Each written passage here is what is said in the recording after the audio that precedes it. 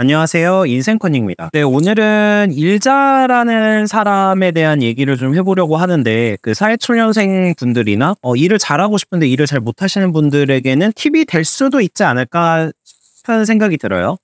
사실 일을 잘하는 방법은 원래는 정해져 있어요. 제일 좋은 게 가장 일을 잘하는 사람에게 직접 가르침을 받는 거죠. 뭐 일종의 사산을 받는다고 할까? 우리가 그 공부를 할 때 강의를 잘하시는 강사분들을 찾죠. 그러면 그분들에게 이제 강의를 들으려고 노력을 하고, 그러니까 이런 것과 같은 이치예요. 어떤 일을 잘하고 싶으면 그 일을 잘하는 사람을 찾아가서 그분한테 직접 배우면 훨씬 더 일을 잘하게 됩니다. 근데 문제는 이렇게 하기가 쉽지가 않고, 보통 우리가 이제 찾는 학원 선생님의 능력이 실제로 일을 잘하는 사람의 능력인지 아닌지를 정확하게 파악하기가 어려워요. 그래서 이제 이건 쉽지 않고 또 돈도 많이 드는 방법입니다. 그러면 이제 차선책으로 선택할 수 있는 방법이 일을 잘하는 사람 곁에서 직접 가르침을 받진 못하지만 옆에서 보고 배우는 거예요. 여기서 생각할 거는 성인이 되면은 일 자체를 가르쳐주는 학원도 있기는 하지만 모든 분야에서 이런 학원을 찾기는 좀 어렵죠. 현실적으로는 가르침을 직접 받는 방식은 좀 제한된다는 거고, 업무에 따라서도 학원에서 가르쳐줄 수 있는 건 굉장히 한계가 있어요. 뭐 상황에 따라도 다르고 일을 처리하는 방법도 다르기 때문에 제한적인 부분이 있습니다. 보통은 회사 등에 들어가서 일을 하면서 사실 일을 배울 수밖에 없는데, 오늘은 이때를 좀 전제로 말씀을 드릴 거예요. 네, 오늘 말씀드리고 싶었던 거는 이제 관찰하는 능력이에요. 관찰력이라고 뭐 표현할 수 있을 것 같은데, 제가 영상을 찍다 보면 댓글에 이런 댓글이 많이 달립니다. 뭐 사수가 친절하게 안 알려줘서 잘 뭐 못하는 경우도 많다. 뭐 선배가 알려주지 않아서 일을 못하겠다. 뭐 이런 댓글을 볼 수가 있는데, 물론 운이 좋아서 좋은 사수를 만나서 직접 일하는 방법을 배울 수도 있어요.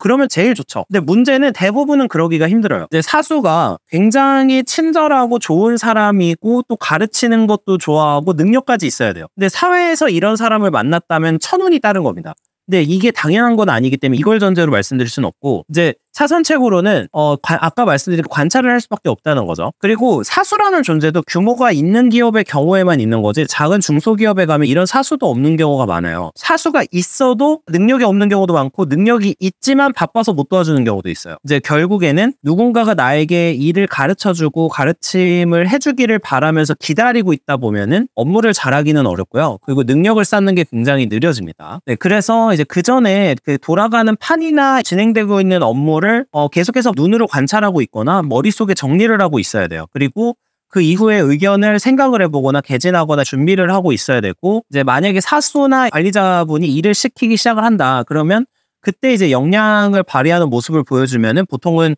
일 잘하네, 뭐 재능이 있다, 이런 인정을 받게 되거든요. 결과적으로는 조금 원론적인 말일 수는 있지만 스스로 배워야 할 수밖에 없는데, 스스로 배우는 방법 중에 가장 좋은 게 다른 사람이 일을 하는 방법을 관찰해서 그걸 따라해보거나, 이미 다른 일을 잘하는 사람들이 했던 결과물을 스스로 보고 익히고 관찰하면서 이거를 연습을 해보고, 그런 과정이 제일 일을 하는 데는 빠릅니다. 즉, 신입사원 입장에서는 어떤 회사에 들어가면 그 회사가 진행하고 있었던 일을 일종의 모니터링이나 자료 같은 거를 쭉 한번 읽어보는 그런 작업이 가장 중요하고 일을 잘할 수 있는 방법이에요. 그리고 일을 하는 방법이나 일을 하는 순서의 경우에도 분야에 따라 좀 다를 수는 있겠지만, 일을 잘하는 사람들의 시간 관리나 뭐 일을 하는 방법 같은 거는 대부분 비슷하게 적용을 하면 다른 분야에도 적용이 가능하고 써먹기 좋은 경우가 많습니다. 일을 하는 방법을 사회초년생 시절에 배워놓거나 관찰을 통해서 자기 것으로 만들어 놓으면 그 다음부터는 일하기가 쉬워져요. 예를 하나 들어볼게요. 뭐 어디 이제 회사에 들어갔는데 처음에는 커피를 탑니다. 뭐 복사를 해옵니다. 이렇게 되죠. 자, 그러면 복사를 하거나 커피를 탈 때 물론 바로 일을 하는 케이스도 있겠지만 처음에는 일을 잘 안 시킨단 말이죠. 복사만 해서 갖다 주는 게 아니라 복사를 하면서 내용을 계속해서 눈으로 읽어보고, 전반적으로 돌아가는 판이나 우리 부서에서 이런 일을 진행하고 있거나 이런 거를 뭐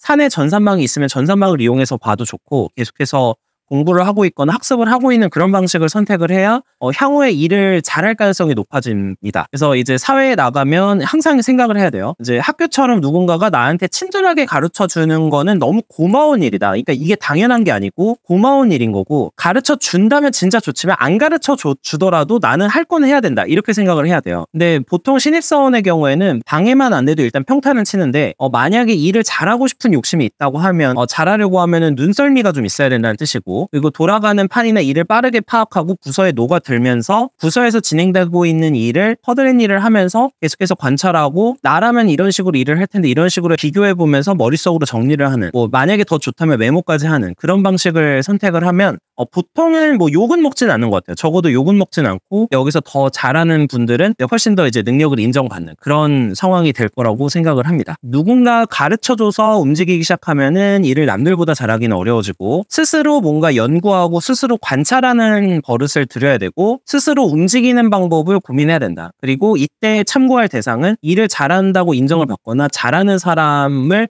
되도록이면 방법이나 결과물을 관찰을 해서 연구를 하고 업무를 한다. 이게 사실은 일을 잘하는 방식 중에 하나가 아닌가라고 생각을 하고 있습니다. 네, 시청해주셔서 감사합니다.